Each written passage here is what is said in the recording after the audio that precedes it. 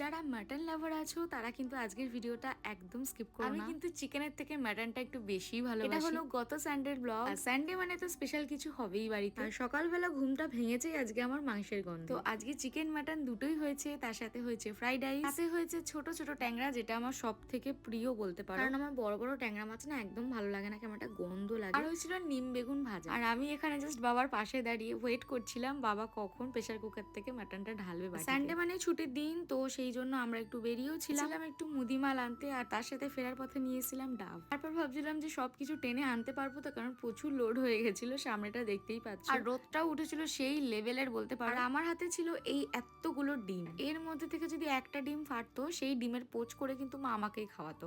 আর আমি ডিমের পোচের থেকে ডিম সেদ্ধটা খেতে একটু বেশি ভালো। লাঞ্চ করেছি ফ্রাইড রাইস আর মাটন দিয়ে, আর দুটো ট্যাংরা মাছ। দেন লাঞ্চ করে সবাই মিলে খেলাম ডাব। চলো তাহলে আজকের ভিডিওটা এইটুকুই। যদি ভালো লাগে সাবস্ক্রাইব মাই চ্যানেল।